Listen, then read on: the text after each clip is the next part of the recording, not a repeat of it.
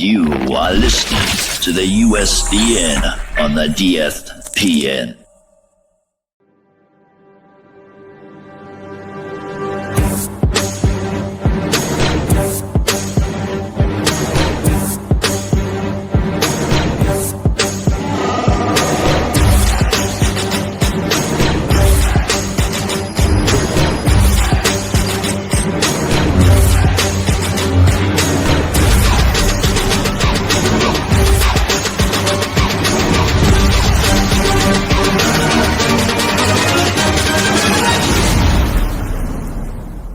It's a trap!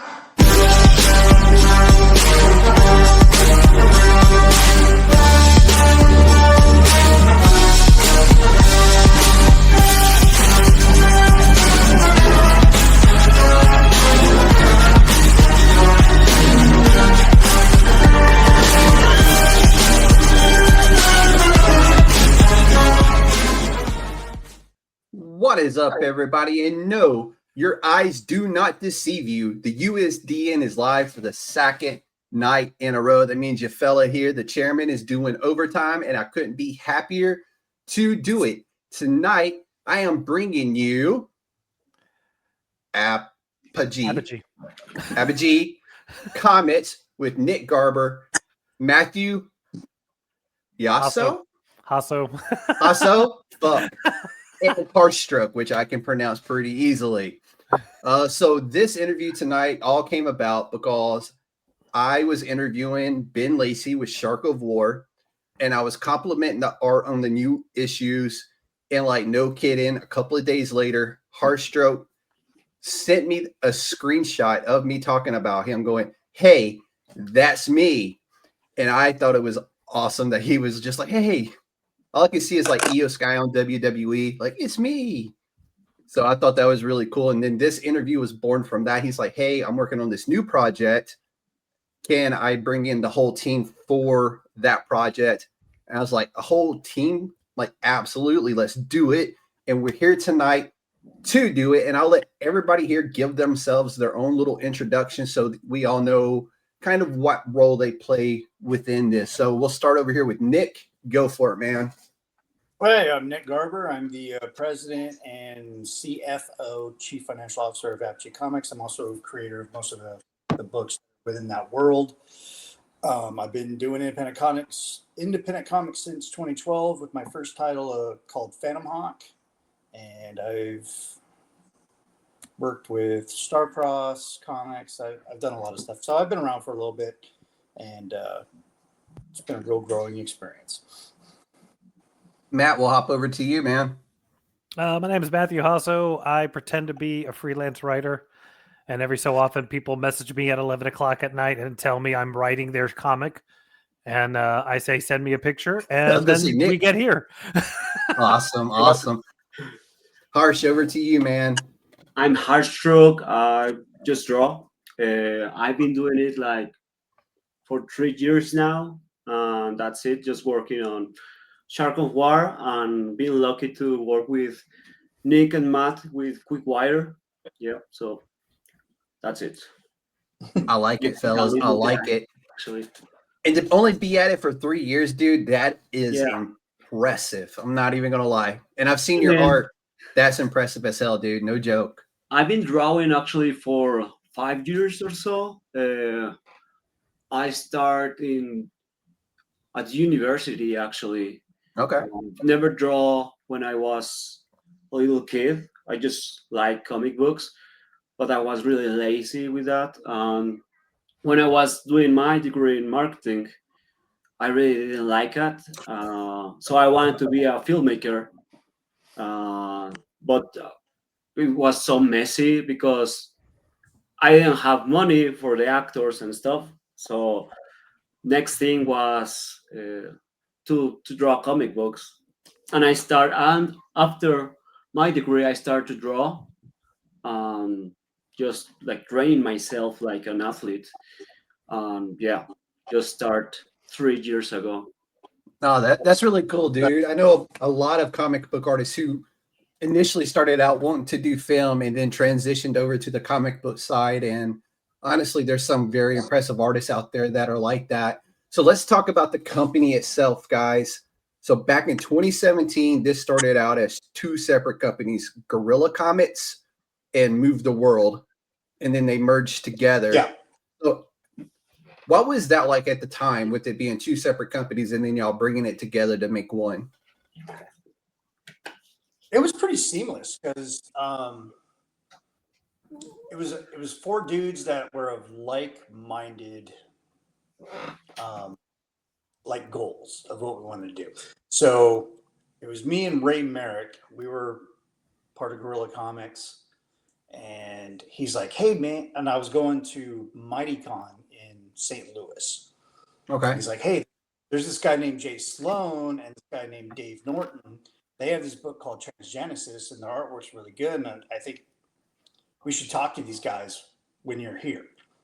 So at the time I was living in South Texas, and I flew over to St. Louis, hung out with Ray, did some drink and draw things. And then we hit the con, and he's like, "Hey man, let's go meet Jay."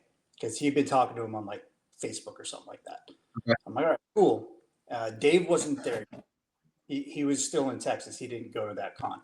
So we go over there, and I look at Jay Sloan's work, impressive ink work, heavy blacks, which kind of worked for the subject matter that he was working with. And I'm like, "All right, cool." So I'm like, "Hey, let's all go to dinner and see what's what."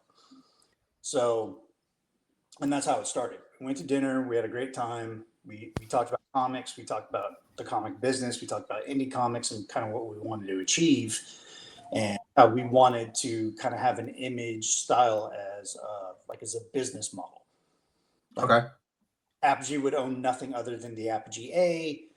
All the comics are independent, owned by their creators, and we're just going to come over here, and it's going to be a conglomerate. It's going to be a group effort to make these things work. Okay, it's very similar to what Image did back in the 90s when everything's independently owned. Right. Just Image does the printing part of it, basically. But it's Right. all maintains, ownership by the creator. Yeah, and so that like with Image, they if anybody has like a falling out, it makes the divorce part, quote unquote, easy. Yeah. Yeah. So we had access to each other's characters if we wanted to use. Just ask. That was the only thing that we kind of put in the in the business model. It's like, "Hey, let me know if you want to use Phantom Hawk. Let me know if you want to use some of these other characters." And then I would ask if I wanted to use anybody from like Transgenesis, because that was kind of like the only two books that we had. So I think it became finalized later that summer, 2017. We're like, "Hey, let's form this company. Let's just merge together and just kill it in indie comics." And everyone agreed. I'm like, "All right, cool." So yeah, that's kind of how the company started. I like it. And Matthew, how did you become involved in all this? Do you want like the current, like the phase 4 of my life where I'm actually doing this now, or the whole? Start out with where I drunkenly texted you. That's the perfect story right there. That's the story we want to go with. 10% truth is all we need. Yeah. So the short of it is, I had tried to do my own comic for a long time, and then blah blah blah, yakety schmackety. Kind of when it didn't do what I needed it to really do, which was I did not want to Kickstarter it. I wanted to get somebody to pick it up and publish it, and it just wasn't there for multiple different reasons. So I just kind of was like, well, maybe this isn't my thing. Maybe this isn't what I need to be doing.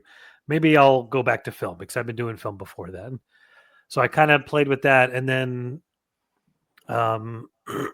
there was a different company who was like, "Hey, we're looking for talent." And I was like, "Okay, cool." So I submitted some ideas for that. And then it was like a button clicked.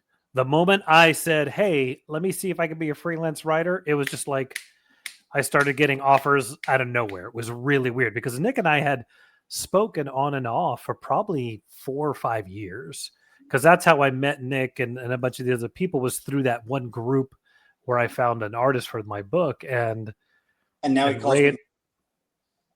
Yeah. But it was funny because it was just like I said, I'd already had two at that point. I think I had 2 different freelance gigs, And he and I had talked, and I think I'd like left a conversation one time of like, hey, if you ever need a writer, feel free to reach out. Or if you ever want to collab, something like that. Nothing like I need a job, but it was like, hey, whatever. And yeah, it was literally like I'm laying down in bed to do something, and all of a sudden I get a message from Twitter, and it's like, hey, you're writing this. And I was like, I don't know what that is. What does he look like? And he's like, here's a picture. And I was like, can you talk tomorrow? And he's like, yes. I was like, let's talk tomorrow. So then I think that the next day we had a phone conversation, and it was basically like, what would you do? This is what I would do. What do I need to do? How's this? And I think we hashed out basically what he would become in this 2-hour conversation that we had. And then from there, it was just kind of off to the races. I'm just, it was just one of those times, like the what is that called? The time of your life, the era of your life where like, hey, this is what I want to do, or this could be fun. Lightning in the bottle. Yeah. So like it just was just, and then it just kind of built momentum from there. And I think that some of the other stuff I had done, I was kind of like, I was having fun, but it wasn't what I wanted to do. And I was literally about to once again go, you know what? I'm going to do my own thing. And then Nick was like, well, now that you're done with this, I have this other thing. And it was like, you know And what? another thing. Just unpack your bags. And you got But I mean, honestly, what it was is I wanted to write stories, not little clips, not 18 pages, 10 pages, single issue. I wanted like, hey, let's tell a story that's 4 issues. Let's tell a story that's 4 issues. Another one that's 4, another one's 4, like a full arc. And Nick was one of the only guys that was like, do that, LFG, baby. LFG. Yeah. So I it was like like it, literally, I think when we finally locked down what we were going to do with Quickwire, I was like, all right, I'm going to write this first script. And I think I had the opening that you've probably read of him doing the bank robbers. Actually, next no, I didn't get to read any of Quickwire. Oh, I actually sent you some pages. No. Oh, did you really? Yeah, in the last email. Oh, okay. Yeah, That's my bad then, because a I don't few know why. from I seen Quickwire and another comic book called. I got the press release, and it must have been within the press release. So Yeah. after this, Well, it's I'll 5 go back pages. You and read read the first 5 Harshstroke, and Nick pages. and I are going to talk for a second. Go ahead. So next issue, no. no, we're good. So I know from you just brought up Quickwire, and Quickwire is what brings in Harshstroke at this point to be the artist on it. How did y'all find this gentleman here, and kind of like how did that come about? Matt recommended. That's Matt. Matt. Yeah, Ford, he was somebody. So one of the other companies, I think he had either submitted for the other company or we had seen his work, and it was like, yeah, it was something like that. So then he was on because that guy does tons of stuff. He's got like 20 different people doing 20 different things. And it was like, where can we use him? And then I think once Nick and I had locked down Quickwire, and I was like, there's this guy. He's been on the deck. Hear me out. I haven't found anything for him to do, but like his stuff looks solid. And I think it was literally like, I don't know I think he remembers this, as I was like, all right, let's just pay him to do the pencils for the first 5 pages. And if it works, he gets the whole series. Because that was up that I did. I'm like, because that was the big thing for me, is like, I didn't want to hire an artist for an issue. I wanted to hire an artist to be with me for the whole run. So it was like, all right, collaboration easily. Right. Yes. Between especially because I you. think by the time we officially brought him on, I want to say like 3 of the issues were already written. So we knew where everything was going. So yeah, we said, hey, just pencil these 5. Let us see what it is. And he came back, and we kind of worked a little bit, and it just was awesome. And I was like, all right, this is the guy. We don't need to test anybody else out. I didn't actually think I was going to get the job. Actually, I was like, "Oh, I'm just terrible." And here are the 5 pages. Take it. No, I will vouch for the dude personally. I got to read Shark of War 8 and 9. Well, 9 he's still kind of working on, but the stuff that he's done for Ben Lacey over at Shark of War, impressive as hell. I really liked it. I enjoyed seeing the evolution of the artwork over there anyway. And then to where it got to Harsh, it was like it become a totally different book in my eyes with the way he was able to show emotions on a shark of all things. It is really cool. Like, I'm like, dude, you made a shark have emotions, and how facial features that denoted emotions. I'm like, it takes a special type of artist to do that kind of stuff, and he nailed that, dude. So y'all got a good one on your hands. I can say that for sure. Oh yeah, it's been a lot of fun work with him. The Quickwire is a very funny book, and it's a very kind of careful, like, this can be really dumb if the artist doesn't understand the jokes and the funny. And there was a lot of the stuff that he, in my opinion, he made the joke better. You know, like there was the part with when he whips him with his wet shirt. And it was just like, okay, this is one of those things that may not work. And then when he drew it, I was like, no, this is hilarious. And too, like, he didn't move the camera. It was just straight up medium shot profiles of Quickwire responding to having water thrown on him. And he's just like, you know, and I before we even put the letters on it, because I'd read the script so many times, I was like, this is what's happening. This is hilarious. I like it. And he didn't take, it's not that he didn't take chances. He took chances a lot in the books and how he positioned the camera. But for some reason, a static shot, medium frame, side profile is not really interesting. And he was able to make it interesting and nailed the joke. I like it. So I'm definitely going back after and going back to the email. I don't know how in the hell I missed that, but I'm mad at myself because I missed it. And well, go ahead. It's 5 pages. We'll talk about issue 2 of Quickwire while you're doing that. Let me see if I can find it. I'm disappointed in myself. Do you want me to message it to you? I think I have you on Facebook somewhere. No, I got it right here. And again, I have no idea because I see he sent me the cover. I see the press release. The press release is a PDF. If you scroll through the PDF, the pages are there. Emails, actually. Okay. Let me find that's Phantom Hawk. Here we go. Oh shit, you're right. It's not my fault, Matt. Yeah, I didn't think it was. It wasn't. You're still around. You're not getting out that easy, bro. Oh. I didn't click on. You should pay by $20, but it's not your fault. So. But to go back to the art, like the hardest part about finding an artist, honestly, is that, especially at this level, so many of these guys are doing a ton of work that may never be seen, or if it's seen, it's like a year later. So it's like, some guys that are, your bigger guys, like somebody like Dan Panosian or Brett Booth, like you could go grab their comic, look about at an issue and go, this is the guy I want. But like Harshstroke or even some of the other artists I've worked with, it's like they have their portfolio and you just got to cross your fingers that portfolio is what they actually can do, or is that portfolio took them 6 months to do 5 pages. And then when they get on the bench, it's like, oh no, that took you forever. Now that and not that we're like on a clock, a monthly comic, but it's like, hey, you got to do this work. We're trying to get, some of this stuff to a point where we can get it together. That's where It's funny that you brought up Dan Panosian because I'm a huge fan of his. He just did the Lost Boy or the Last Boy, the spin on the Neverland book. Yeah. Brilliant work there. Solid artwork. I love when he draws Conan the Barbarian. Anyway, dude, but I digress. no, right there. Yeah, I know exactly what you're talking about. X-Men run. So yeah, also good. Yeah. But you know who else is awesome? Harshstroke. So without a doubt.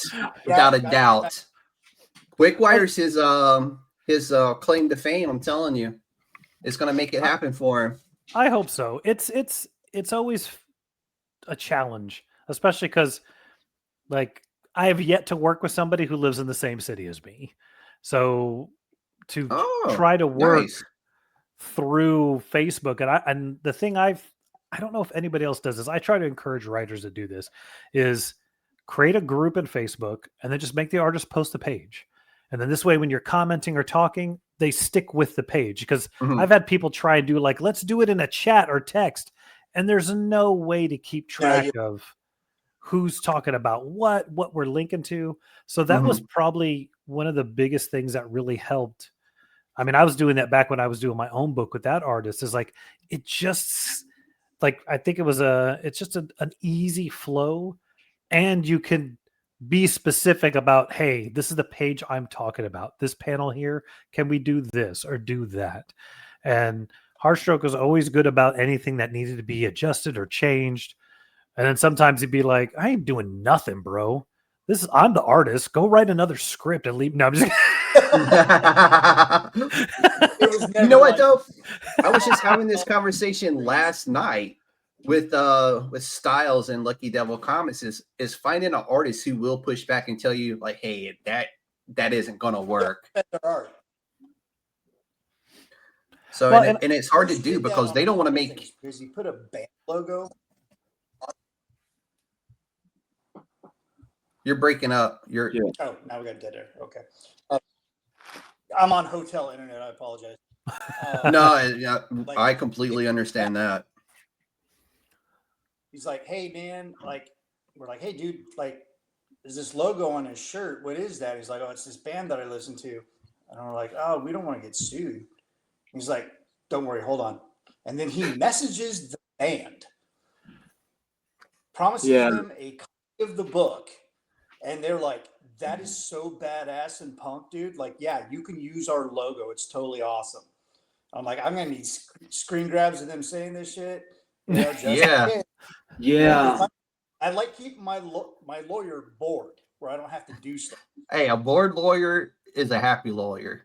Yeah, he's like, and easier on your checkbook. Oh, absolutely, especially what this guy charges because he's an entertainment lawyer, and you know they charge you whatever they want.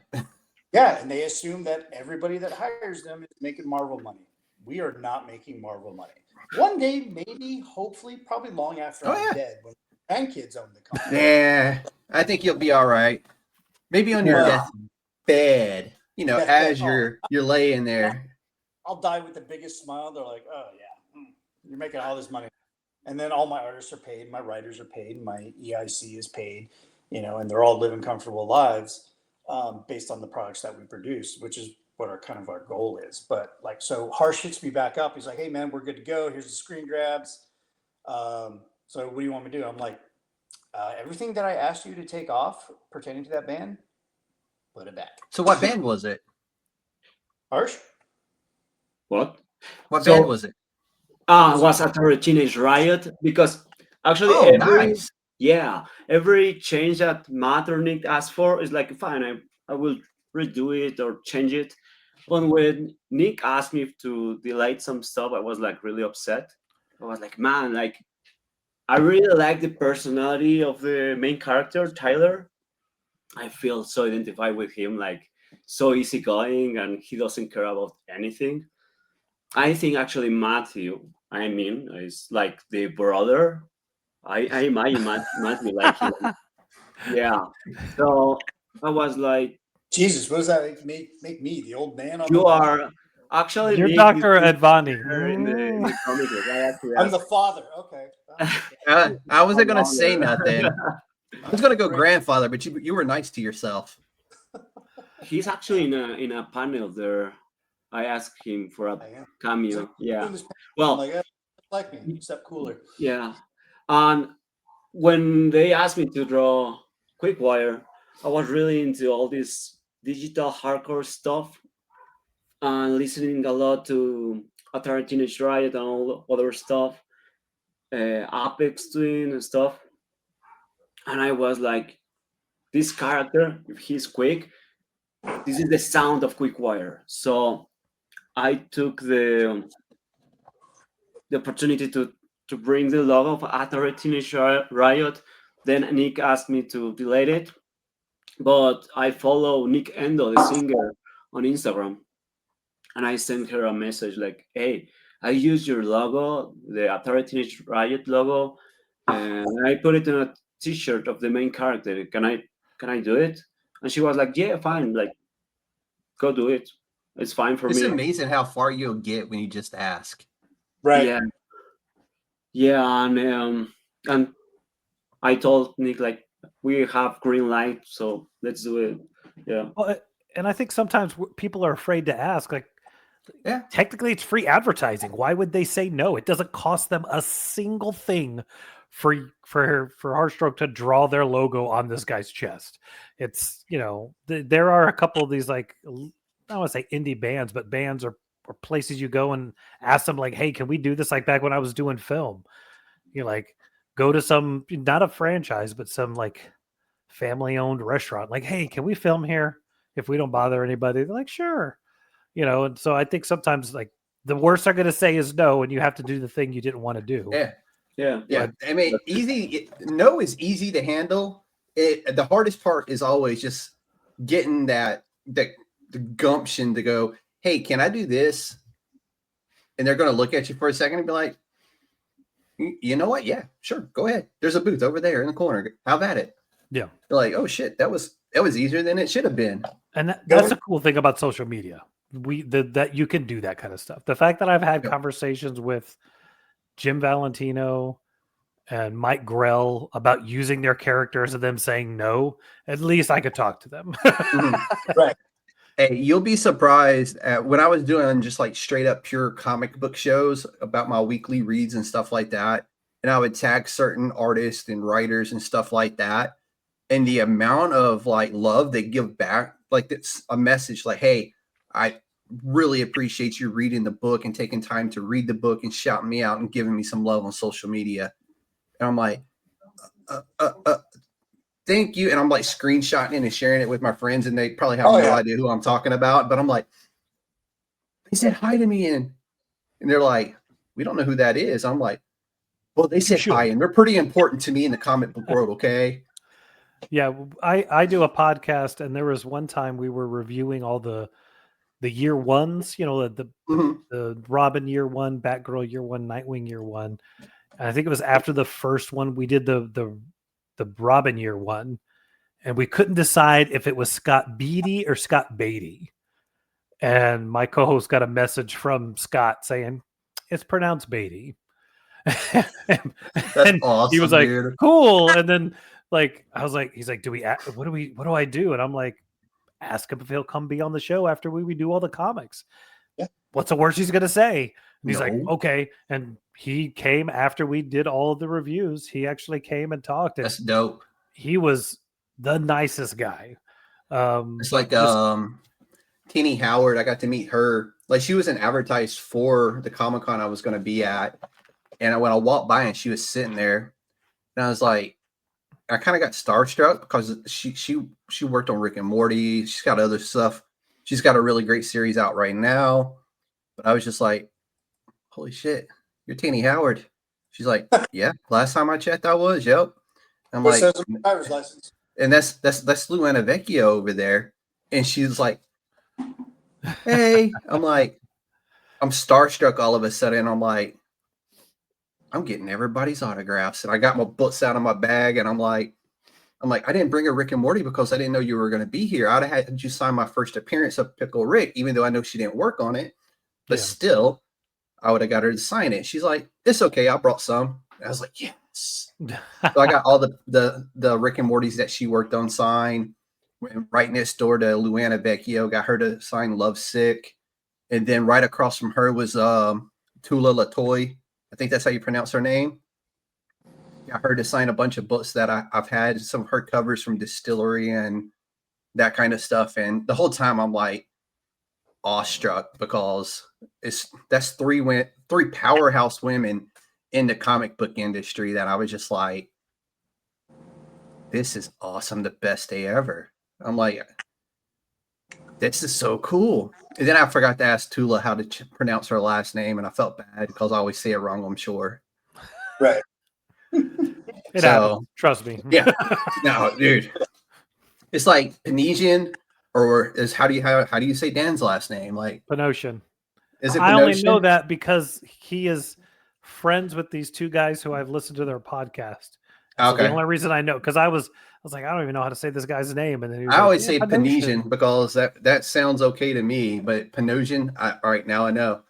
Well, I'll it's one of start those two pronounce it where later. he says, "Oh, I've done all these books," and I'm like, "I've never heard of you." And then like when I looked at the episode name, I was like, "Oh, it's that guy." Oh, okay, that's how you say it. So X-Force, did some Spawn, did some Youngblood. Yeah.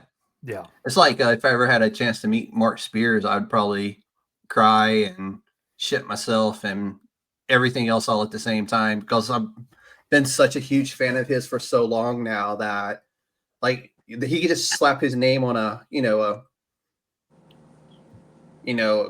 coloring book and I'm like, I'm buying it because it's Mark Spears' coloring book. I got tattoos that were designed by Jay Lee. That's really dope. what about you, Harshstroke? Who are you dying to meet or talk to? I don't know. I already met my hero, Greg Capullo. Oh, I'm fine with that. I met him in. You're gonna say Capullo? Sorry. Oh, nice. Really nice. He's my Biggest hero. He's my hero. Yeah.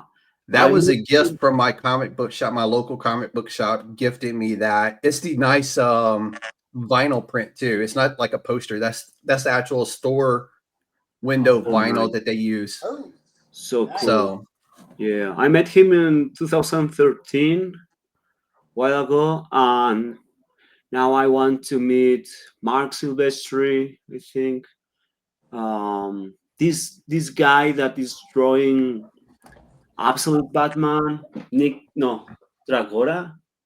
I don't know Yes. how to pronounce his Yeah, name. yes, you're I know right. who you're talking about. His art is He's amazing. really cool. I think that's it. I met Simon Beasley, another hero of mine. oh wow. Simon Beasley, Alex Sinclair. I met him. ooh, that's a also. good one.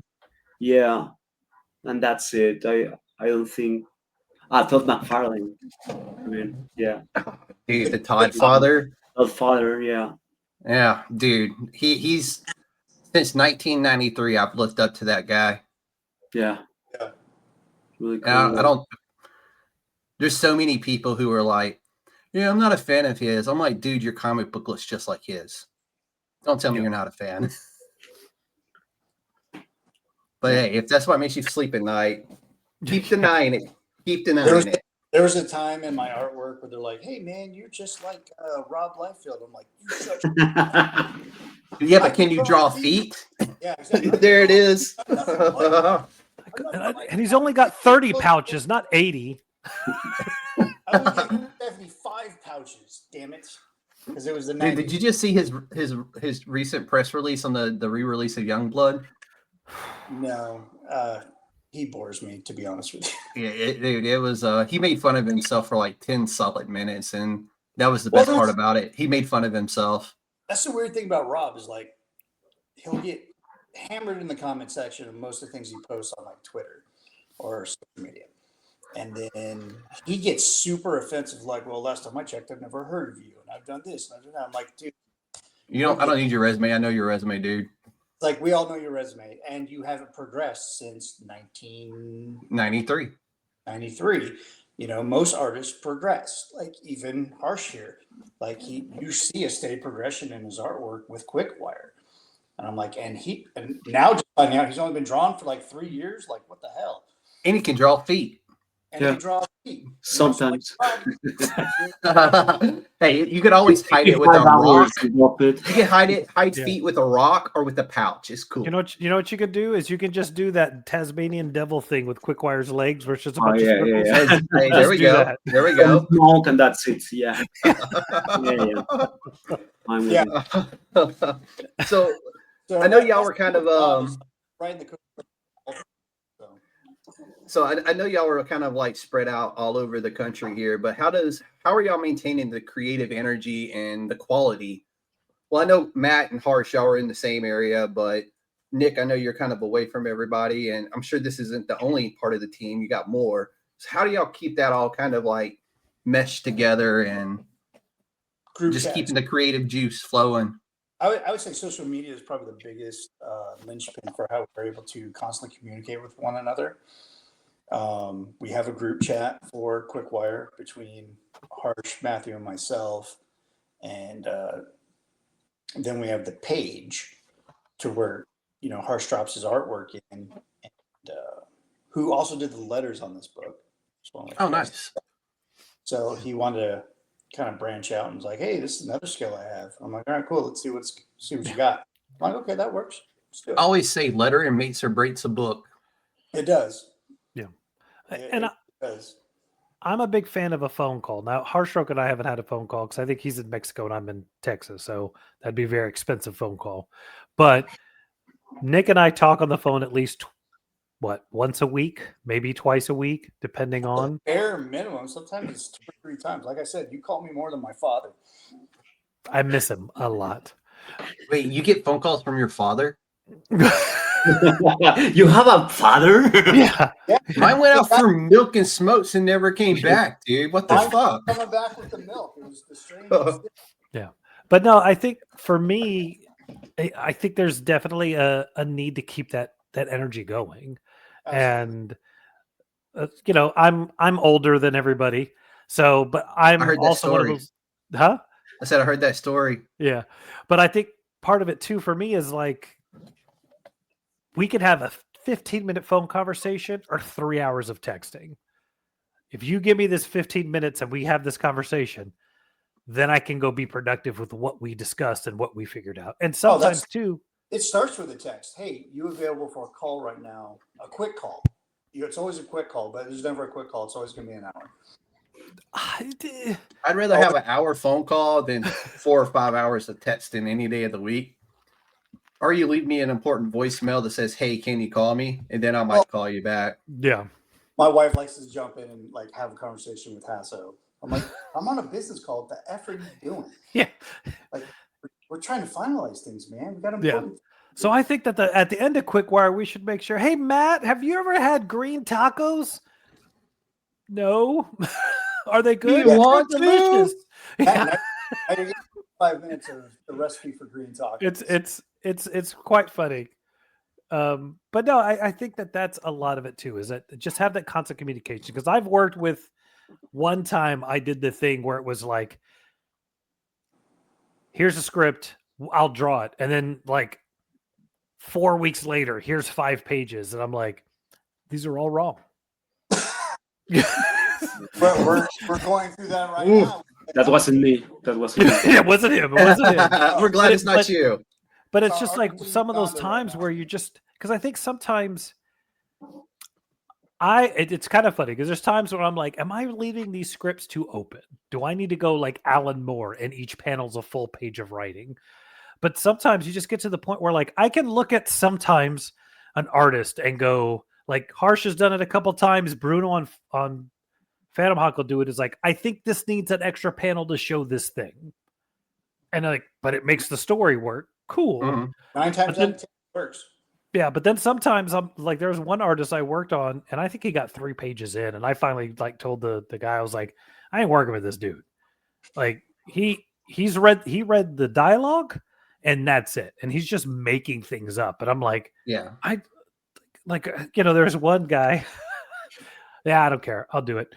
Where it was like, specifically, it was supposed to be a revolver, because in the next scene, it showed that the hero had dropped all the bullets out of the gun. Mm-hmm. Well, he gave the guy an automatic, but then in the next panel, you see the bullets dropping out of the gun, and I'm like, why would he empty the bullets out of a clip? And then the other guy was like, well, maybe it's a magazine. Yeah, what's it called? Maybe it's a language barrier. And I'm like, bro, in Spanish, revolver is revolver. It's like, it's not a language barrier. So it was like stuff like that where I'm like, that it sounds stupid because a gun's a gun, but when it's a specific thing of like, this is this way because I want this to happen this way, and you're not doing that, I'm not working with you. Like at that point, then just make up the story yourself. Why did I write this thing? Mm-hmm. And I think that's where sometimes when you're not able to communicate with somebody consistently and kind of go page by page, even though I know Harshstroke a couple times have been like, Stop talking to me. No way. Something like that actually happened with me. It was the third page. You wrote weapons, and I drew off everyone with bats and knives and stuff like that. And he was like, "No, I mean guns." Well, Yeah. I was like, well, "Here it says, Yeah. this is It says weapons." weapons. And I think what it was is that's where I think, but I also think that's Specifics count. well, and Yeah. I think too, what I think about in that, and I'm not blaming you at all, but I also think that's a cultural thing.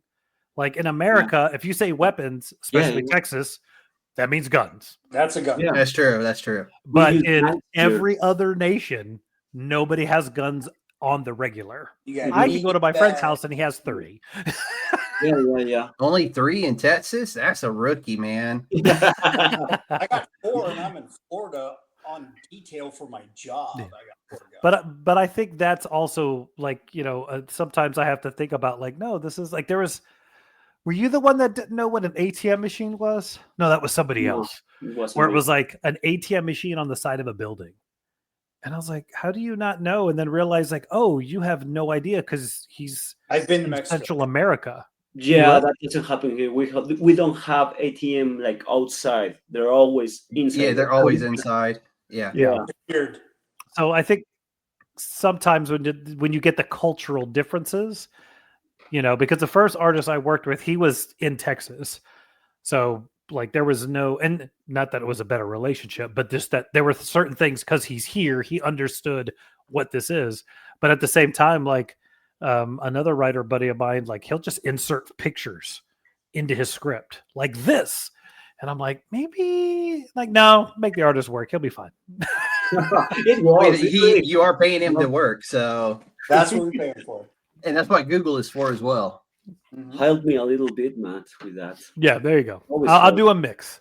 Yeah. But that was something that I think as writers keep it in mind of like, no, like there are certain things that are very commonplace here Mhm. that like it just doesn't like there was another comic where like he had no idea what a warehouse was, like what the Oh, wow. inside of a warehouse would look like, or it was like a boat. It was something. Oh, it was a boat too. Where I was like, oh, he has a boat, and he just drew a pontoon boat. I was like, no, it's a houseboat. But just somebody who has no experience with certain things, and then you have to get into the specifics of like, this is what trigger discipline is. Yeah. So, but yeah, I think that's That's my safety right there. yeah, to have the ability to talk to the artist and look at it page by page. Mhm. It really does help make sure, like, because I know once the ink is down, I know I don't think Harshstroke works digitally. I can't remember. Yeah, But- I work digitally actually. Everything. Okay, Yeah. so I know when if someone's working on paper, once they ink it, to get them to change anything, like It's locked You're- in. Yeah, Yeah. they ain't doing it. I did it one time, and I paid the artist extra because it was so not what I wanted. And I was like, bro, I'm sorry. I know you said never to do this. Here's an extra. I don't remember how much I've tossed him. I need you to fix this. And it was just because we hadn't workshopped the design of the plane. So he had just drawn a plane, and I was like, no. I need to start to work traditionally with paper. I'll start to do it with I know paper people who right do now. both. So I mean, I do both. I do analog Yeah. and digital. but so what's been the philosophy that has drove the brand when choosing what stories to tell or what creators to collaborate with for y'all? Do y'all bring in new people from time to time, or do you just have this is us and we're it? No, we bring in other artists. Like Apogee prides itself on being a stepping stone company to move on to like bigger brands like Valiant or Dark Horse or Image or Marvel and even DC. One of our early colorists, DC Alonso, started out with us, and now he's doing stuff for Marvel. So that's It's a funny feather. that you brought up Valiant. I feel like they're criminally underrated. How do you not love X-Men or Solar? Those are brilliant books, and they're just brilliantly executed as far as artwork and storytelling, and it kind of like goes against the old guard of comic books. They tell these unique stories that are like completely indicative of their own brand, which I find amazing. I'm an early Image head, so when Image worked with Valiant for Checkmate, I thought that was the greatest thing that had ever happened in my life. Some people look back like, hey, the space shuttle launching and landing on the moon, that was the pinnacle of my life. I'm like, no, Image and Valiant doing Checkmate was the pinnacle of my life because it was the coolest shit ever. If it had come out the right way, I think it would have been great. The thing is, it did come out the right way, and it still got overlooked. But I think people are going back there, and that's why those issues are so right now. And I guard them with my life. They're coffins in my office. Yeah, as well they should be. So those two companies coming together and doing that. Valiant is like one of my peak things in social media is when I started doing some fan art of Valiant. I think I did a Bloodshot and I did a Exo Manowar. Exo Manowar is probably my favorite of that line, but like I started seeing Valiant Comics likes this. Valiant Comics likes this. I'm like, holy shit, screen grab, submit to everywhere in social media, like, hey, Valiant Comics like my shit. It's the coolest thing ever.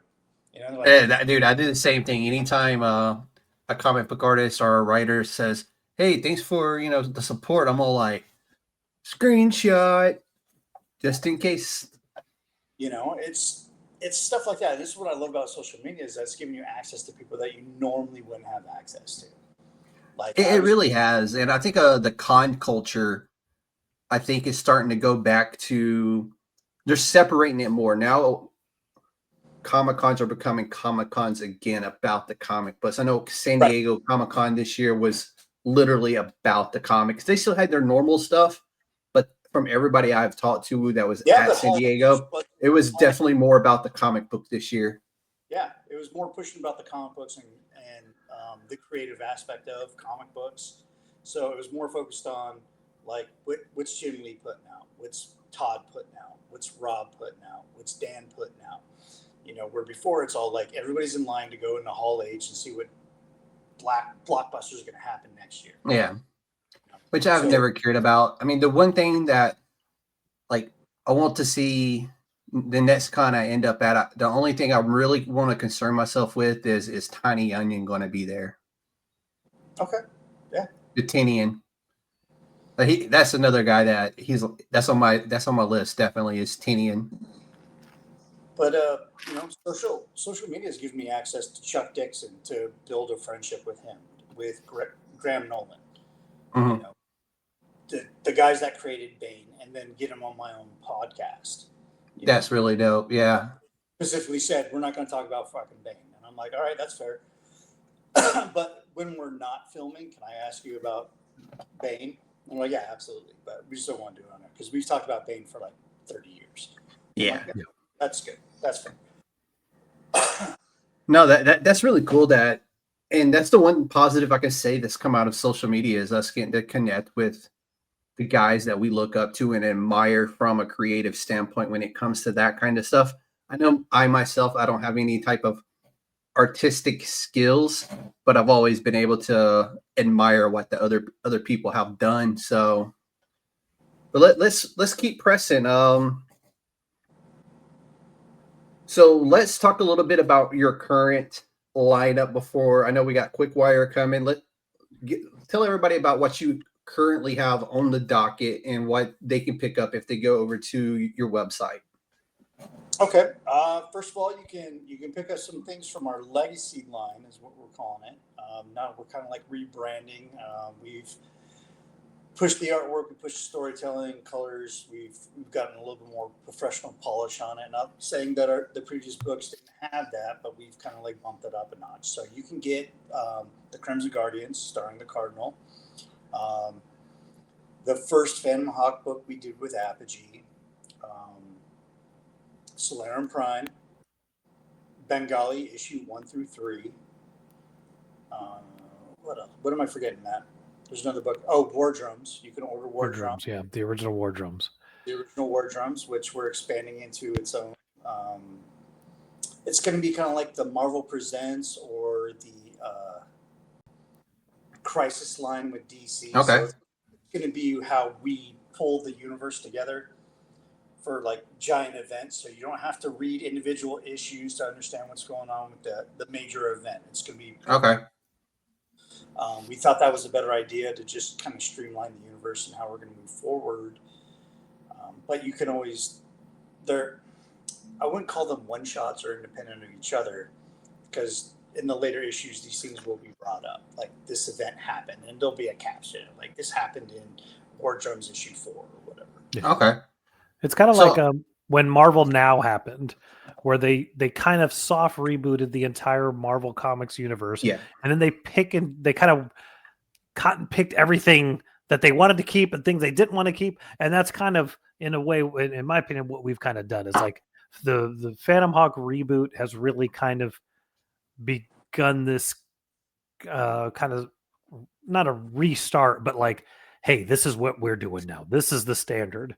And that was happening at the same time as, not the same time, but they were being produced nearly the same time. And it was like, we'd get art from him and then we get art from Harshstroke, and just like, okay, cool. We need a new artist for this other title because these guys have just kicked this up. Where are we going to find for this? And not that we fired anybody, like things happened in the business before I got involved. So it was like, okay, let's make sure we've taken that next step. The young group that has come up underneath us or behind us, I guess say, is much, I don't want to say much more talented, but they're raw. We can forge these guys and help them do what they need to do. And it really was just kind of a nice kind of like, hey, then now we're doing some cool stuff. And what's really cool is that like we have artists like Harsh here that really believe in the character. You know, they have an investment with what they're drawing. I think that's important because it brings out like a certain next level element to it when they do their artwork. And you can see that in Harsh's work on Quickwire, that he did have a relationship with this character. Mm-hmm. So he elevated it and kind of pushed himself, you know, because if you see any of his previous work, it is good, it's solid, but you can tell that with Quickwire, there is an emotional involvement there. Like he relates. You can always tell when the artist is passionate about what they're doing. It shows in the art. So is all the characters within Apogee all in the same universe, or is it separate universes, or is everything tied together? It's a shared universe. Quickwire is going to work with Solarian Prime at some point. He's going to work with Phantom Hawk at some point. He's going to work with Bengali at some point. You know, he's going to work with Corvin and Sparrow at some point. You know, so there's a shared universe there where we get to tie the universe together. And we do these things in 4-issue blocks, mainly because we can't produce a monthly. So we got to keep it as like almost like a graphic novel-esque. Yeah. Type, you know, it's like 4 floppies we'll put into a trade paperback, you know, because people that like trade paperbacks. But, you know, we leave it open like that. So we can fill in the voids in between these stories of, hey, Quickwire worked with Solarian Prime and they were doing some really crazy stuff together. They were doing this like Booster Gold and Blue Beetle level, like buddy cop. Ooh. You know? Ooh, classic. I like it. But like Spider-Man working with Batman, you know, it's just like, so you really can kind of see the influence of what we grew up reading and how those stories kind of like convey out to the rest of the world and what we're producing with Apogee. We're all big fans of like 90s level, you know, 90 level Image, you know, and that Michael Bay level of just craziness. Like storytelling, there's no politics being rammed down your throat. We're not doing any of that. We're just telling good stories. I love it. The important thing is that comic books are escapism, just like any other type of form of media. You know, I read a comic book because I want to escape my reality. And if I bring in too much real world stuff and it's not allegory, it's not subtext, then I'm going to lose my audience because now I'm bringing reality in. And they're like, man, I read this so I can escape reality. And here I am being just having it shoved down my throat in a comic book that I just paid $3.99 for. Yeah, Yeah. you know, or $5 or whatever. Yeah. You know, Shit, $7.99 if it's some of the newer DC titles. Yeah. It's so crazy because they had that hashtag and that whole advertising and marketing campaigns like no line above $3.99. You know, and it's like, And the only person who's done that is Todd McFarlane yeah, with he's kept Spawn with $2.99 or $1.99, something like that. It's $1.99, I think, for the OG Spawn still. Yeah, and you get to. That's what happens when you print out of China, which is great. I've done that. The first dollar was printed out of China. You know, but so that's kind of like the precipice of Apogee, and what we're trying to achieve here is we want stories that you can connect with and enjoy some escapism for 24 pages. Oh, I like it. So, do y'all have a specific shop that y'all like to print with, or do y'all just kind of like shop it around? We started with the online thing, you know, the Okay. e-commerce thing, which has benefited us so far. Mhm. Like Slayer and Prime was a book I paid for out of pocket for art and all that stuff, and I put it as a pre-sale on the website, and it funded the book. It pretty much reimbursed me everything I spent on it, Okay. and then still keep getting orders for it, especially with Slayer and Prime, because the whole premise of the book is I want a cool hand Luke in space. Oh, dude, yes. That's Yeah. what's up. So I tried to put in a egg eating. Or she'll have to go and Google Cool Hand Luke later. He's just a baby, but I don't know about that. it's a great movie. You're not missing much. It really is. So Slayer and Prime was Cool Hand Luke in space. Phantom Hawk was my love letter to the guys I served in Iraq with, mixed in with some Batman and Punisher and some other elements. Like if you read the book, you're gonna be like, okay, this is what this dude was into. Mhm. And then Slayer and Prime, like who's not a fan of the Nova Corps or Green Lantern Corps, you know? But like, what if he doesn't have a core? What if it's just him? What if he's the sole survivor of his planet? Quickwire is like, I always wanted a speedster, but I wanted the speedster to be independent of the tropes. And that's where Matthew came in, and with his brilliant storytelling, like we just ripped on every speedster trope in that book. That whole series, that whole 4-issue arc is us just ripping on the speedster arc, you know, the speedster tropes. Like, and it's so funny too when I read it because I'm also an artist in the company. So when I read a script, it plays like a movie in my head. And so with the dialogue and the screen description or the panel description, you know, there's a scene in there. He's like, just don't put me on an airfield with like some like motorcycle gear, you know, so I don't hurt myself. And then that's exactly what they do. And he calls them out on it. It's like, see, I told you. Tyler tells his brother, like, I told you we'd be on an abandoned airfield while I'm wearing like motorcycle shit. Yeah, there's that the moment where his brother's like, "Hey, I need to take you to my work so we can do the test," and then they walk in and he's carrying a motorcycle helmet. He's like, "Why do you have your helmet?" He's like, "Oh, I know I'm going to end up running, and I'm not going to eat bugs when I do that." And then that's all he keeps saying is, "I'm going to run. I want to run. I know I'm going to run." And they're like, "You're not running. There's no reason for you to run." Well, and 5 minutes later. Yeah. Many moments later, beep, beep, doop, beep, doop, you know, and he's trying to phase through a wall and eat shit. Because that's not a thing in this universe. You don't get to vibrate your molecules to the point where you can phase through matter. Like it defies physics. Hey, come on. Barry's only figuring it out too. And we're just going to leave Barry Allen with Barry Allen. We leave Wally West with Wally West. You know, Tyler's his own deal. And he has a mixture of a lot of other character personality traits, like you break the fourth wall, you know. So dude, that breaking the fourth wall is something that's the one thing I'll give Deadpool he's very good at. And I will also say that She-Hulk, when she has done it, she's done it well, and that's where very appropriately.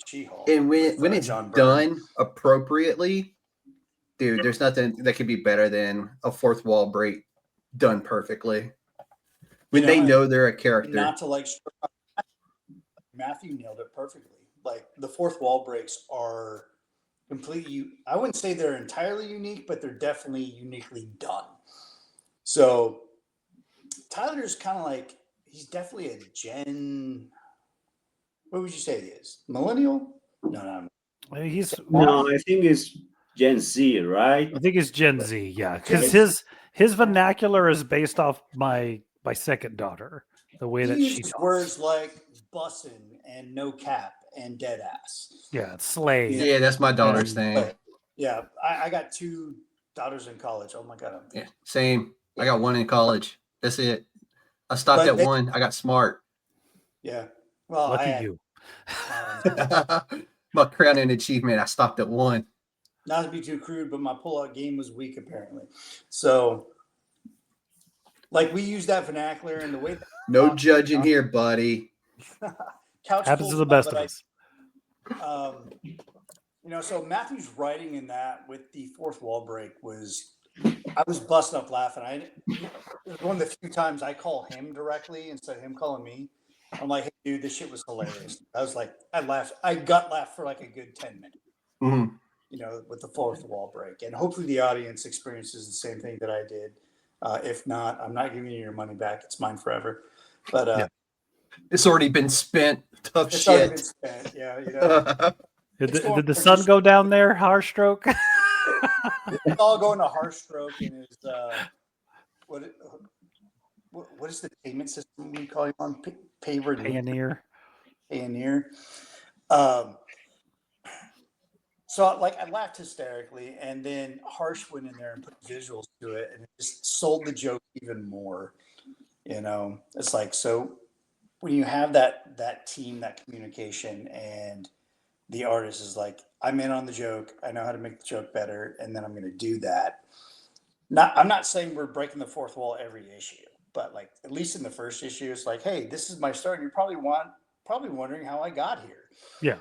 His captions break the fourth wall. The last page, he definitely does it. He does in the second issue, he does an entire 2-page speech breaking the fourth wall. That's awesome.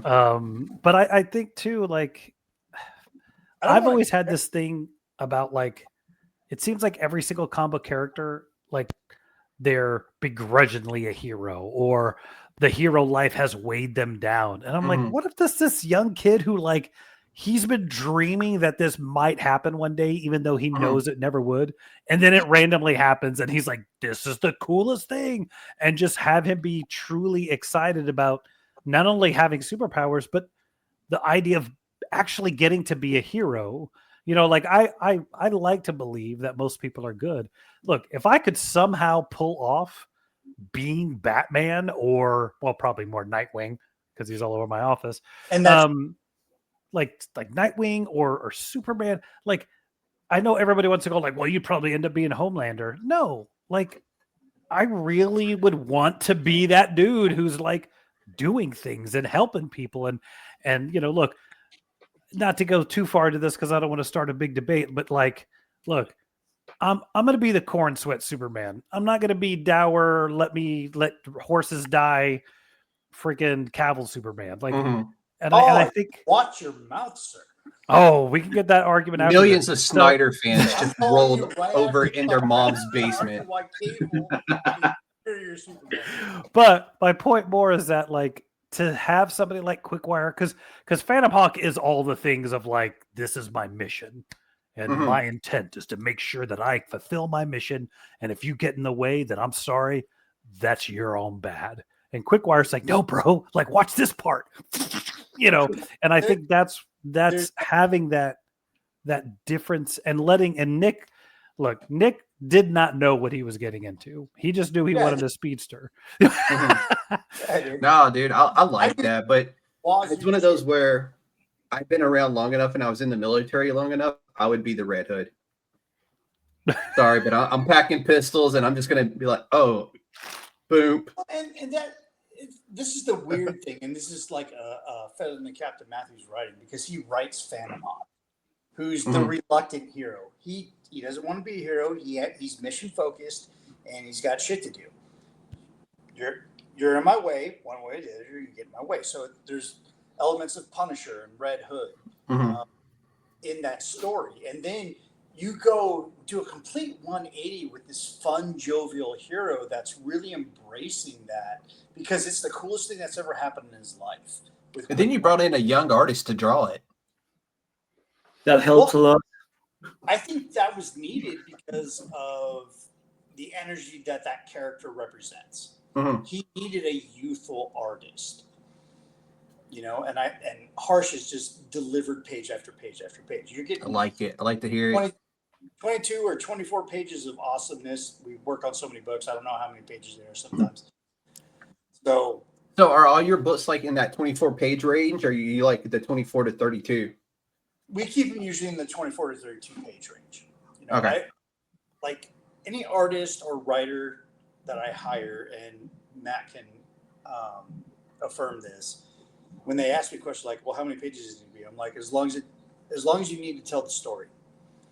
That's all I need. Mm-hmm. I give them a lot of free range in the sandbox of Apogee. I almost said it wrong myself. My bad, dude. Hey, I'll own that one. That one's on me. Done messed me up, son.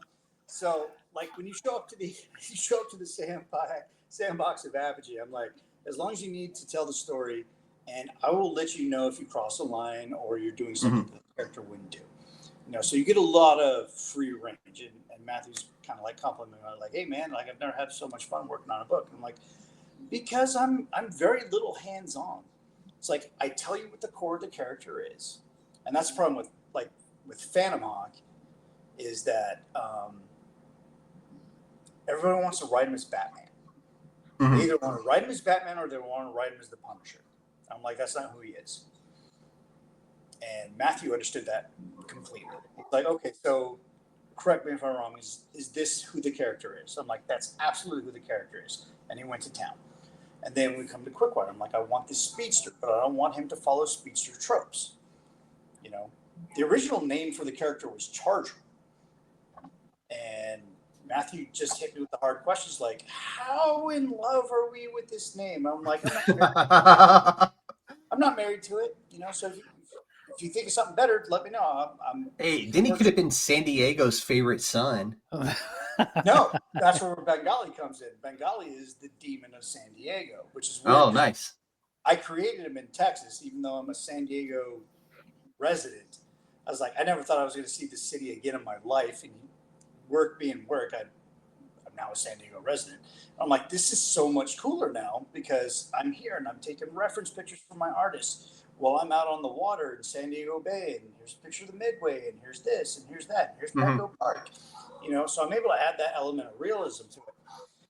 With Quickwire, he's like, we had multiple conversations, like, where are we going to put this dude? I'm like, I don't want to put him on the West Coast with all my other heroes. We're not trying to be West Coast Marvel, And he's like, well, you were in Texas, so what about a Texas location? I'm like, all right, cool. I'm open to ideas. He's like, how about Dallas? And he showed me some pictures. I'm like, hell yeah. I got a lot of friends that will be happy to hear that Quickwire is in Dallas, because I got a lot of friends in Dallas. And I got a lot of friends down in San Antonio as well. Yeah, so the majority of Apogee's heroes are on the West Coast. Like whatever made-up city I made that I put in the Bay Area, like Crestview City, it's essentially Modesto, California. I just uprooted Central Valley and moved it west into like San Jose's area because who's going to miss it?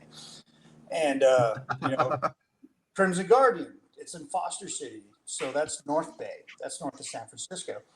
And then I have Corvid and Sparrow who operate just kind of like wherever the hell they want to. And then I have Solarin Prime, who technically I guess would be in Cape Canaveral, or Florida. space. Or space. He's in space. I'm in space most of the time. I mean, the name would make sense then, right? Yeah. You want a Nova Corps dude, he's going to be in space all the time. I'm like, okay, but he has to show up to Earth every once in a while because he's got beef with one of the other heroes. And, so he's like, hey, how about Dallas? I'm like, Dallas is a cool town. It's got a great cityscape.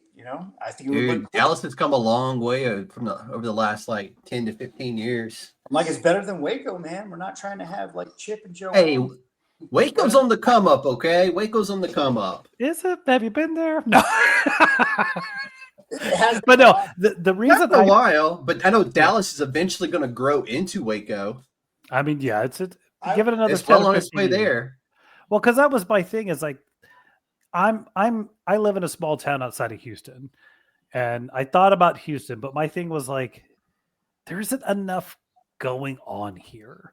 And the advantage of going to Dallas and Harshstroke, you may not know any of this. I'm sorry, if the geography of Texas or America, but like, so you have Dallas and Fort Worth that are within under like 80 miles of each other. So I think they're grown into each other at this point. They're pretty much growing into each other.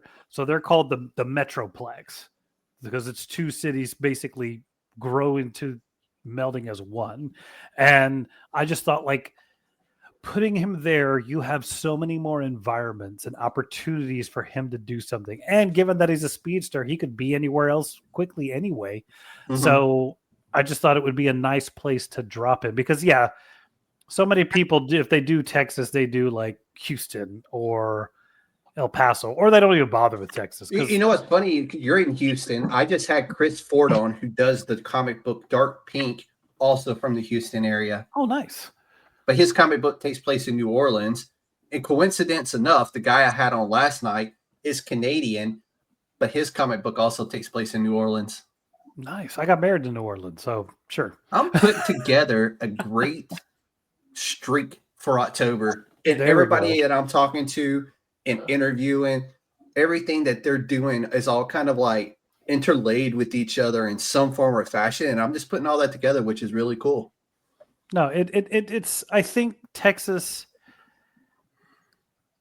I mean, I've based stuff in the past here.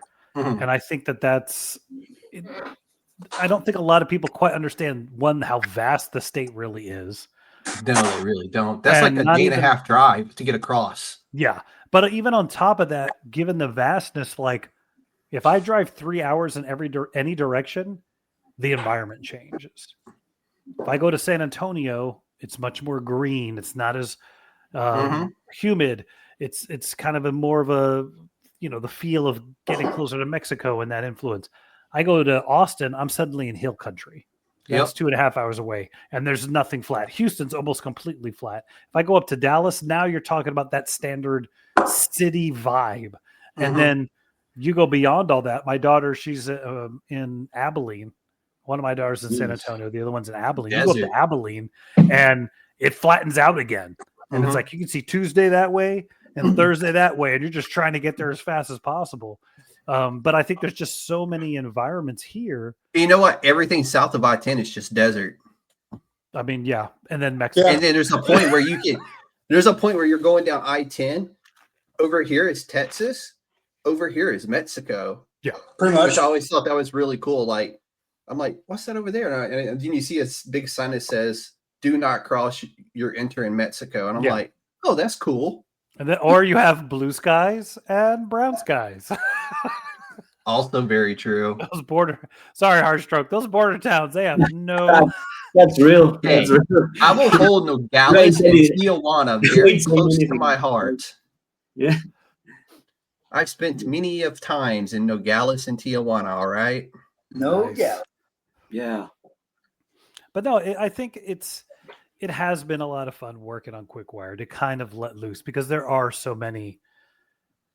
I feel like, and that sounded weird, but I'm a child at heart. So to have fun. We all are, dude. Otherwise, we would not be sitting here now. So there's another comic company where like I had those characters that I had fun with. And then there were these characters that were more dark and I think you have to have that gauntlet. And because the best part is like at some point, Quickwire and Phantom Hawk are going to have to talk. And that's going to be mind breaking to try and figure out what that meeting is going to be like. Well, that's where I come in with the humor of Phantom Hawk because he's such a stoic character. He's such a mission driven character. And then you have Tyler, who is just having the time of his life being a hero. Yeah, dude, that's awesome to think about though. The dynamic you're going to get to write with those two characters eventually. Man, you were on glass number 3. Well, technically 4 because that's a pretty big glass that you've done filled twice. Ooh, do I tell you the glasses I had before the show? Oh no, I didn't know you pregame. Don't ask him. He's like, well, I bought a new bottle. I had to try it out. Yeah. At the end of the show, he's just like, oh shit. Yeah. DoorDash, bring me some more. We got some really cool characters going here that are going to have really interesting interactions as we start doing these team ups. Mhm. So we haven't really decided, like nailed in the first Apogee event, because we have like 3 specific plot points that we're trying to work out. One of them deals with immigration on an intergalactic scale. Ooh, nice. All because I like a good spin like that on it, because when you first brought up immigration, I was like, dude. But then you're like galactic immigration. I'm like, fuck yeah, now we're talking. Well, I mean, and here's where people are either gonna love me or hate me. I'm a border patrol agent. That's what I do for my daytime job. Okay. So I have a lot of experience with immigration, and things that I've experienced out on the line on the border have kind of like played into some of my stories. I'm like, what if you had multiple planets that could no longer inhabit their own planet, had to come over here? You know, how would that eat up resources? You know, how would that eat up our heroes' function? You know, like how would that work? You know, it was a strange little question in my mind, and I just couldn't I couldn't answer it. I needed to bring people on board. I brought Matthew on board. You know, I'm like, how would this be resolved? And would that open us up to another threat, like a dark side or a Thanos? You know, I like it. Or Palaxis, or no, wait, did I say that? Yeah, I said it wrong. You know, so like it opens you up to other threats while we're trying to be the best of humanity to, hey, come over here. We understand. We get this. You know, you guys are welcome here. We don't know where we're going to put you, but we'll figure it out, because I think humans at their core are good, you know, and they want to do the best for other people. So that story plot, the storyline that I had envisioned, I think would be an interesting tale to tell. No, I like that idea. Just from hearing you talk about it, I know that's going to be something special when you do it. It's going to be amazing. I just hope I live long enough to actually make this happen, because I think it's going to be a really groundbreaking story. I don't want to be too forward, maybe Eisner winning, but ooh, now we're talking. Which Matthew would probably win that for actually penning it. Maybe I'll get a cover mention. You know, you'll get a nod as he's accepting his Eisner. Yeah, that's it. That's all I really need, man. Because like when I created Apogee, I don't need to be the face of it. I never be the face of it. Like I created a lot of the characters in it, but I don't need all the recognition. I want the work to speak for itself. I want the company to succeed for the work that we do, and promote the young artists and writers and colorists and letterers that work for us, where we could be something in their resume. I think that'd be really cool. I think that's more of a feather cap than anything else. Is like, hey, I work for Apogee, and they're like, oh, we've heard of them. They're great, you know, because they've all these artists, you know, because we take a chance on a lot of people too.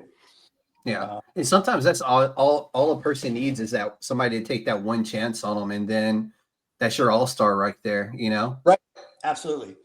And I've had contacts in this business who worked for this company in its early days and their early days while they're building a portfolio. So anytime I contact them, I'm like, hey, man, I need this, I need that. They're like, oh, absolutely, dude. I'll put this aside, even though I'm doing this big project for DC or Marvel. I'm like, no, you don't have to do that. Yeah. They're like, no. Like you gave me my start, man. It's totally cool. I'm like, okay, what do you charge me? I'm like, not what I charge these guys. I'm like, even better. I like it, dude. So I know y'all got a lot of big projects coming up, and I know I had prepared myself, because in my head, I work with a lot of guys running Kickstarters and stuff like that. Y'all are not doing the Kickstarter route for now. Are you still going to kind of have like the same like benefits of a Kickstarter with like stretch goals, different covers and stuff like that? Or how are y'all rocking that, since you're not going the Kickstarter route for your next projects? Okay, so you're talking like the tier system that's yeah known for Kickstarter, Indiegogo, things like that. Fund My Comic. the things that we offer as tiers, we're working on it because as a business, we have to keep those things in-house and have inventory of it. So like Phantom Hawk, we offered patches for the Phantom Warrior project that Phantom Hawk is a part of. Quickwire, I'm hired out 3D printing sculptors to like make his logo. Oh, that'd be really dope. Yeah.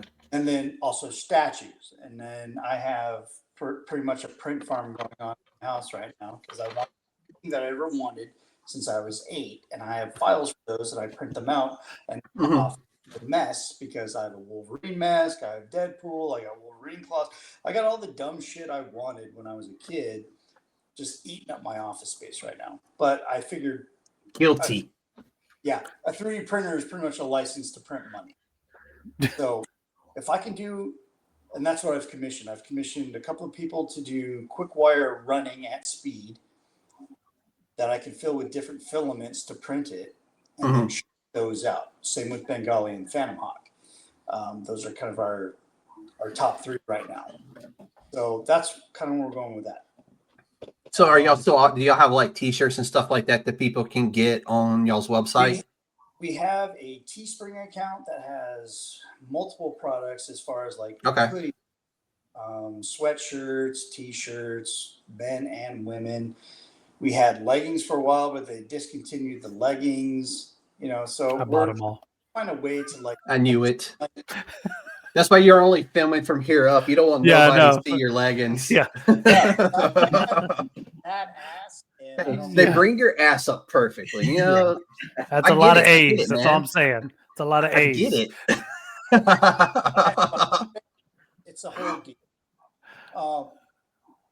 So we're trying to find a way to like streamline all those products that we offer in tiers onto the website. So, because the goal should be to get away from crowdfunding. Yeah. Okay. As an and I know before we went online, we were talking about that. I know Brian Polito over at Comics just did that. He started his own, basically internal Kickstarter, basically. So I like that idea a lot. Well, I understand that's not for everybody, but you have the model and the plan in place to make it happen. But I see in indie comics, they pride themselves on how much they brought in on crowdfunding. And I want to get away from that. It's like I don't view that as a viable metric of how successful your comic is, or how much your stories are revealed, or how much your characters are liked. I think it's more indicative to be like, hey, I offered it on my website and it funded the book. Yeah. I think that's more of a more reliable and realistic metric for how successful your stories are. You can, and it says a lot about how good you can market your products to people. Because I'm thinking, 80% of that's the way you market it and the way you advertise your products. No, you're absolutely right. So if you can offer on your website and people are still going to come to you and give it views and order stuff, I think that's a more viable metric than, hey, because you see it all the time on Kickstarter. It's like, okay, we funded our book and we had a $10,000 goal, but we had 116 backers. So where'd that money come from? Somebody's mom and dad probably chunked it in, friends and family. Well, and or they had tits on the cover. Yeah, and the flip side, those tits on the cover always does it. I mean, yeah, it sells, But kind of going off what Nick says is like we want a fan base. If you have a fan base, it should fund itself. We're not afraid to do a Kickstarter. We've done, Nick, we did a crowdfunding a couple months ago. We have tentative plans to do something in January, but we don't want it to be every issue is we're depending on the Kickstarter to make every comic. It should not. It's a good beginning business model, but after your 5th or 6th issue, if you're kickstarting everything, nobody cares about your book. Like, I'm not trying to be mean about it. Nobody cares about your book. They care about you, and they want you to be successful. People that do that their whole success. but they want you to be successful because they're funding you. They're Yeah. not look, are they like not to be weird, the number of things I've kickstarted and I don't think I've ever read the books, it's pretty high because Yeah. I'm funding that person. He's my buddy, or he helped me with this. So we're going back and forth. So that's where, if we can get away from every single book, we may do like a quarterly crowdfunding or a buy in like every 6 months. Let's do a Kickstarter, but it's not going to be a Kickstarter for Quickwire number 2, Phantom Hawk number 2, Bengali number 5, everything, because the other thing too is like everybody's doing it. And I think people are tired of it. It's to piggyback on Matthew's point, like if we're going to do a Kickstarter, it's because we're going to offer something that's going to cost a little bit more, that's going to add value to the book and have a different reach to the clientele. So for Quickwire, I've been looking at lenticular covers based on Harsh's suggestion of, hey, we should do a lenticular cover. So first of all, I was like, what the F is that? And I'm like, all right, cool. It's a fancy way of saying foil. Yeah. Well, it's not. It's the 3D. That's what I thought. Okay. You're talking about the 3D. Okay. Yeah. Image and Harsh has done like 20 something drawings of Quickwire's mask emitting different emojis and expressions. And I was like, oh, that's awesome. Like he even threw some like kanjis in there, some Japanese kanjis, and I was like, oh man, see, that would be awesome. So I'm like, maybe there's a market for that. I know, because I've bought books like that. Also polybags. Polybags with like some gift stuff in there, like a trading card or it just so happened I had a polybag sitting next to me, just chilling on hot standby. Well, no, this is actually the 18 plus cover for Gahana, Naked Aggression from Image. Really fun book, but each cover has a adult version of the cover. So I did polybags for Bengali issue 1 because I submitted it to distribution, but then I realized that the barcode that I put on there was BS. It didn't mean nothing. So I was like, oh shit. Well, the market kind of needs a barcode, like a legit one. So I went and I bought some barcodes, and then I, followed the mandate of how a barcode's supposed to be. And then I printed it on the polybag, and it's all it is a mask of Bengali. It's his mask. Yeah. I cover, because I didn't just want to put the cover on there and be like, all right, cool, here you go, buy this and this really awesome poly bag that's going to run you like $12. But actually, it's not even that much. It was like 45 cents on the dollar. But so I got all these poly bags, and I want to do this lenticular cover, and I also want to do the poly bag, So they get like, oh, I got this really awesome poly bag with this original artwork. And then you open it up like, oh, cool. Now I get this lenticular cover, which is going to run about $11 a copy to throw on a $3 floppy, So, but I don't want to charge people extra for that if I don't have to. So if I can run the Kickstarter and then I set it at like a $15 price point, and you get a poly bag, and you're going to get a trading card, and you're going to get some cool shit along with the lenticular cover, and you get this really awesome poly bag. And if you want, I'll sign the damn thing for you. It costs me nothing. The bank's been getting my signature for years. So I take this metallic pen and I just Nick Garber right there. It's like, oh my God, the creator of this character. Did. And if we were all closer and I had the money, I would just send it to everybody so they could sign it. But segue from hell, we will be closer on November 14th and 15th. Oh, do tell. You can't just say you're going to be closer and not tell us why you're going to be closer. We'll be in San Antonio. The Comic Arts Convention is going to be there. Yes. Okay. All three of us will be there, along with Renee, who writes some of the other titles. He writes Bengali. Nice. He'll be there. We'll be signing autographs. There may be some other special guests. We have to wait till closer to the time to announce that one. Nice. It's going to be a lot of fun. Do what? I thought you were the special guest, Matt. I mean, me. We're not talking about that special.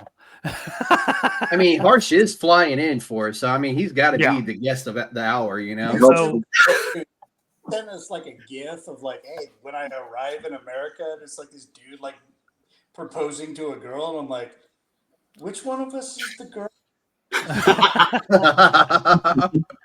I'm like, nombre way, like, no mames, you know.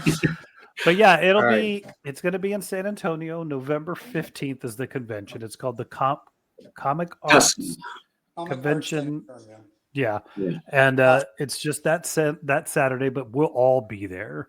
Nice. I have so to see while if some of my friends are going to be at that, so I can have them go over to y'all, buy some stuff from y'all, and then send it to me. And we'll sign it for you special. and a group picture. Like I'll be doing. Well, Harsh, I'm sure you show up with a pad and paper and pencil, and we'll do some commissions. We'll make some money that way. How about friends make a sign that says, Quickwire. Chairman, wish you were here. Yeah. And then y'all take a picture with it. Chairman, wish you were here. Yeah. Well, And then- everyone's wearing an Apogee T-shirt of some kind. Yeah. You guys make your money, and I'll just sit there like, I could write you a story for $20. The money It's not going to be good for $20, but I'll Yeah. write you a story. It'll be 2 pages. I'll just insert your name in the same script over and over again. I'm about to get a retention bonus at work, and like half of it's going to go to Jasso for all the work he's done. Nice. No need. Hey, no, that is a perfect segue. We're rolling up on actually, we just hit an hour and a half. So let's wrap everything up in a nice little bow for everybody. I'll let Nick start, and you can tell everybody where they can find you, and then we'll go to Matt and Harsh, and we'll start putting a nice big bow on this for everybody. All right. So my social media marketing is pretty simple. I want to make sure that you can find me on all platforms with the same @ So for myself personally, if you're interested in my artwork or just my crazy views on the frickin' world, you can find me at Nick Garber Art on Facebook, Instagram, and X. I still feel weird calling it that. Yeah. But if you want to follow the company, that's at ComX on Instagram and X. And Apogee, by the way. I learned that today. Not Apogee, not what was the other one that you were saying? Apogee. Apogee. Apogee. Got a little French flair to it. So Apogee, APOGEE Comics. And now I got him doing it. which means the height of a satellite at its peak. So that's kind of why we chose it. So you can find us there in those social media platforms. You can email at nickgarberart@gmail.com or at indies@gmail.com. Allow 24 to 72 hours to respond to you because sometimes it's lost. I'm just going to be honest with you. You can also go onto our website at apogeecomics.com. There's a subscribe and contact us button there where you can reach out to us. And I'm usually pretty good at responding to those. So that's how you find us. Matt, over to you, man. You can follow me across all social media at the Jasso Band. Wait, no, that's how I end our podcast. Anyway, Whoa! I was getting really I was starting to rhythm. I was like, wait, that's not this thing. That's not this thing. But yes, all across all social media. I'm on Instagram, Threads, Twitter, X, all that stuff at the Jasso Man. Don't bug me on Facebook. It's just a bunch of me cosplaying and playing with my kids, so it's boring. But message me on any of that stuff. And yeah, we'll be there November 15th in San Antonio. I'm really stoked for that. That is when all of both Quickwire and Phantom Hawk issues will be completely printed. This is the first time we're going to be offering it to the public. So come check it out. Get signatures from Harsh. I don't know. I keep pointing the wrong way because it's a mirror from Harshstroke right there. For me, Nick. The man made it happen. Yeah. And It'll be a Matt lot of said fun. he would be wearing his special Apogee tights. I already have I have a special hoodie. I'm ready. So we're going to do it. It's going to be Harsh, tell everybody where they can find you. Harsh. Instagram, Facebook, TikTok. I don't think both of them they have TikTok. I have TikTok. I don't either. That's it. Shit, I forgot about TikTok at Nick Garber Art on TikTok and at Apogee Comics. Go there. There we go. Yeah. All right. Harshstroke everywhere. You can find Harshstroke everywhere. Yeah. You really can. I literally did that. I Googled it and then just went and Even some followed on each one. Here's a funny story to wrap it up. I had no idea that was his handle, because in Facebook it's his name that we connected with. Which one day I was like scrolling through stuff and saw Quickwire art or something on there, and I was like, "Who is this guy stealing my boy's work?" And then I let go, and I'm like, "Oh, it's him." Oh, okay. Nice. Actually, that's our boy. Yeah, I was like, That's why I'm I about got to go to find this pardon. guy. That's why I got banned from Facebook, I think. Yeah. I'm gonna get banned from Facebook because I keep doing like, "Hey, this is awesome artwork from Harshstroke," and they're like, "Who the fuck is that?" And I'm like, "He told me not to divulge." Yeah. You'll know soon enough. Quickwire #1 comes Exactly. out November Yeah. 15th. So it's on the cover, Harshstroke. That's the name he wanted. That's the name he gets, and so you can look him up through there. Yeah. All right. That is going to be it for tonight. If y'all guys want to hang out after the show goes off air, we can have a quick discussion and then we'll call it a good. As for me, I will be back on the 27th of October for a Halloween horror comic book spectacular with my good friend, with Francesco Nilo's going to be joining me. He's a comic book artist out of Argentina. If any of y'all want to stop through and give your favorite 5 or 6, whatever, horror comic books, y'all are more than welcome to swing back by. I'll shoot you a link on the day of, like I did tonight, and y'all can just stop through for 5 or 10 minutes, drop your favorite horror comic books, and give us a loot. And we're just going to go for about an hour just talking about Halloween horror comics, man. Hell yeah! And then I'll be back live again the very next day on the 28th, doing another one of these interviews with a Kickstarter that I think is ongoing, if I'm not mistaken.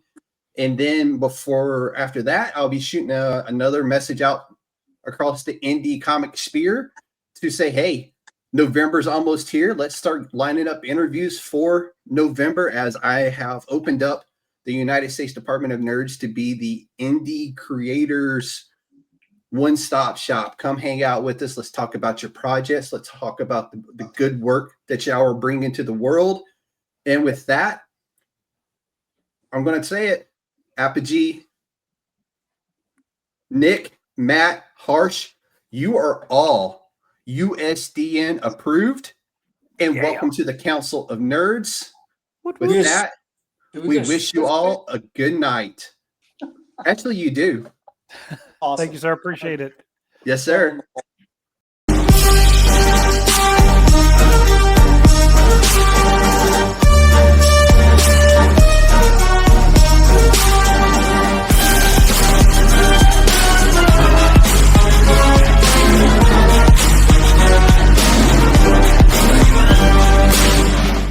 It's a trap!